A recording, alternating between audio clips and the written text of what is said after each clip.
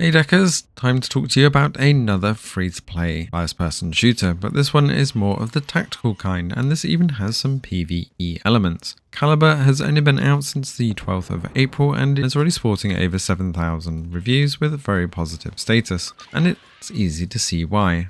Thankfully, this works perfectly well on the Steam Deck, however, it will need a bit of tweaking. As you can see, it's currently unsupported as far as the Steam store goes, but we can confirm, especially with Platinum Proton DB status, that this is working just fine. There are tons of operators to be able to unlock, and there's 4 class lines across Assault, Support, Medic, and Sharpshooter.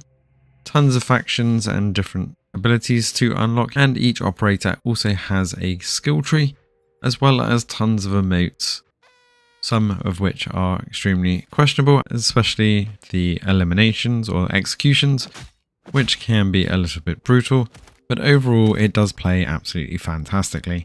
Now this doesn't support controller out of the box, so you will need a community layout for this one or to make your own. There is a basic easy to use community layout made by Baguette here, which is extremely effective.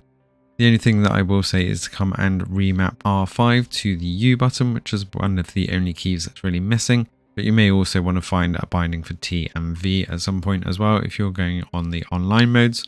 The main PvE mode of Point Break, which you get to start off with, is fairly simple and fairly short. It takes you about 5-6 minutes per run. However, the AI is pretty dumb. Hopefully you can increase the difficulty on this, or it gets better as you progress, as it is pretty easy, but a great way to get used to the game. Being free to play, it does push premium at every opportunity. However, premium is mostly just a way to level up a lot faster. Now it will push you for this quite often, and you can level up to 30% faster with a premium pass. However, it is extremely expensive. The 30-day version is around $12, or you can go for the full year for just under $90, which is absolutely insane for me for playing a game on a yearly basis, just one game for $90 a year, so I would stick to the free-to-play side for this.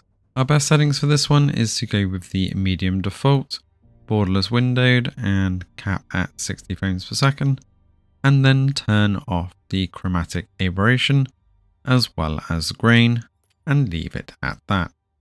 Now this will bounce around between 40 and 60 depending on the map that you're playing. However, you don't really notice those dips very much, and I really didn't find myself looking at that FPS counter during the games because it didn't feel like it was dropping that badly. Now you could cap this at 40 overall, get a perfectly stable game all of the way through. However, getting those extra frames when you can definitely helps in the game. I did also plug in a mouse and keyboard, and there was no input latency at all for this one.